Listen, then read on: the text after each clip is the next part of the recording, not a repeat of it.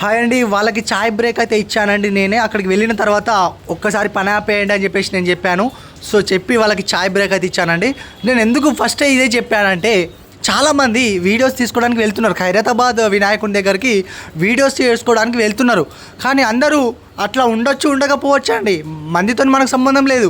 కానీ మనం పోయినందుకు వాళ్ళకి ఏదైనా హ్యాపీగా జరగాలి, అలాగే మనకి ఏదైనా హ్యాపీగా జరగాలంటే మనం రెండు దిక్కులు ఆలోచించాలి.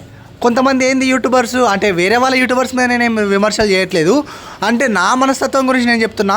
వాళ్ళని అర్థం చేసుకొని, ఎందుకంటే నేను కూడా ఈ తడకలు కట్టి ఒక మేస్త్రిలాగా అంత పైకి నేను వెళ్ళి తడకలు కట్టినా కాబట్టి ఆ కష్టం ఎట్లుంటుందో నాకు తెలుసు. సో యాజ్ ఏ ఒక కష్టజీవిగా నేను వాళ్ళని అర్థం చేసుకున్నా, అయిపోయింది. కానీ కొంతమంది ఇక ఏం చేస్తారంటే ఇక వాళ్ళ గురించి ఇక మీకు ఎంత చెప్పినా తక్కువనే అండి. ఎందుకంటే కొంతమంది పిచ్చోళ్ళని చేసినందుకు అది ఉంటారు, కొంతమంది నాకు యూట్యూబ్ పైసలే కావాలి, నాకు యూట్యూబ్ మీదనే బతుకుతాను అది ఉంటారు. కానీ ₹1 పెట్టేందుకు మాత్రమే ఏడుస్తారండి, నిజంగా చెప్తున్నా. మరి యూట్యూబ్ నుంచి ఎంతో కొంత వచ్చినప్పుడు ఎంతో కొంత మరి ప్రజలకు పెడతా, మరి ఒక దాన ధర్మాలు చేస్తా అని చెప్పేసి ఎవరు అనుకోరండి, నిజంగా చెప్తున్నా. చాలా బాధ అనిపిస్తుంది. సో చాలామంది పెద్ద పెద్ద యూట్యూబర్లు కూడా ఆలోచించాలి. ఒకరి మీద మాట్లాడేటప్పుడు ఫస్ట్ నీ గురించి నువ్వు ఆలోచించుకొని, ఒక కుక్క కన్నం పెట్టినావా, ఒక మనిషి కన్నం పెట్టినావా, ఒక్కసారి నీ పాస్ట్ వీడియోలు నువ్వు చూసుకొని అప్పుడు నువ్వు మాట్లాడని చెప్పేసి నేను చెప్తా, ఓకేనా. ఇంకోటి ఏంటంటే అట్లా పెట్టారండి చాలామంది, ఎవరు కూడా పెట్టకుండా వాని గురించి వీని గురించి మాట్లాడి టైం వేస్ట్ చేసుకుంటారు. ఇంకోటి ఏంటంటే పాయింట్లోకి వచ్చేద్దామండి. జై బోలో గణేష్ మహారాజ్కి జై అండి. అయితే ఖైరతాబాద్ వినాయకుని దగ్గరికి నేను వెళ్ళడం జరిగిందండి. అక్కడ అక్క వాళ్ళు కూడా కూర్చున్నారు. అక్కడ చూడండి, వాళ్ళు చందా అంటే ఎవరైనా ఇష్టపూర్వకంగా చందా ఇస్తే వాళ్ళు తీసుకునేందుకు రెడీగా ఉన్నారండి. సో నేను దేవునికి ఒక ₹200 నేను వేసుకొని, అలాగే వాళ్ళకు అక్క వాళ్ళకు అలాగే వీళ్ళకి కూడా చాయ్ బ్రేక్ అయితే ఇచ్చేసిన. సో పక్క పెడదాము, ఆ టాపిక్ పక్కన పెడదాము. నేనేదో ధర్మమూర్తి లాగా నేను చెప్పుకుంటే గొప్ప అయిపోతుంది. సో ఇంకోటి ఏంటంటే మన వినాయకుడి కాళ్ళు ఫిక్స్ చేస్తున్నారండి, చాలా కష్టతరంగా పైకి లేపి మరి.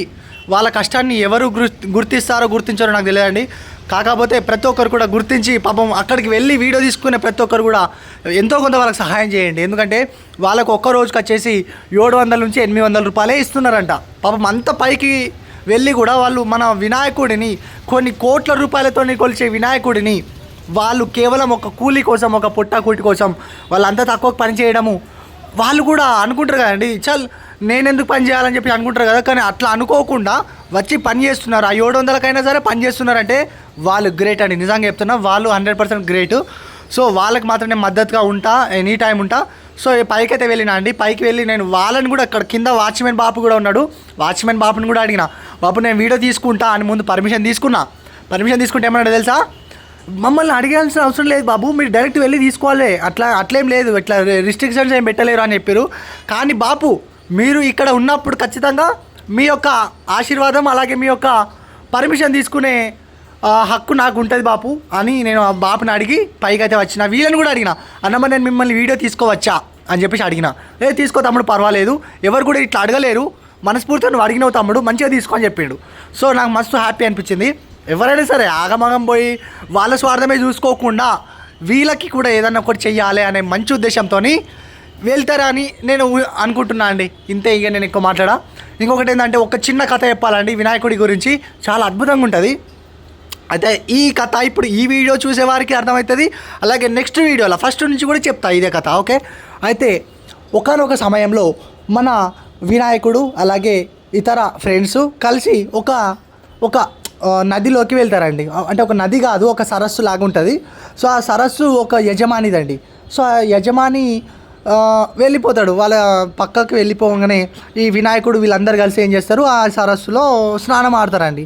అంటే ఆడుకుంటారు. మనము ఎండాకాలం వేసవి కాలంలో ఎట్లా అయితే ఆడుకుంటామో, చెరువు గుంతలకు ఎట్లా ఆడుకుంటామో అట్లా ఆడుకుంటారండి.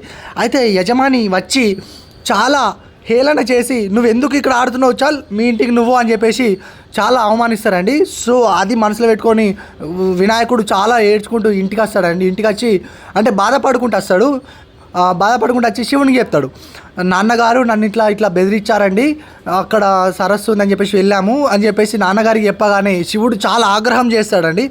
ఆగ్రహం చేసి మొత్తం నాట్యం చేసి మొత్తం ముల్లోకాలు ఒక్కడి చేసి వర్షం కురిపిస్తాడండి. ఆ వర్షం కురిపించినప్పుడు నదులు, వాగులు, వంకలు, సరస్సులు అన్నీ కూడా జలమయమై అప్పుడు హ్యాపీగా ఆగస్టు పూర్తయ్యేలోపు వర్షాలు ఫుల్లుగా పడి తర్వాత మనం గణపతిని నిమజ్జనం చేయడం జరుగుతుందండి.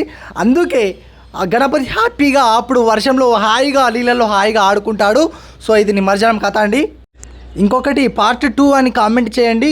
ఇంకొక సెకండ్ స్టోరీ కూడా చాలా బాగుంటుందండి, చాలా హ్యాపీగా ఫీల్ అవుతారు. మీరు కామెంట్ అయితే చేయండి. ఓకే, సబ్స్క్రైబ్ చేసుకోండి.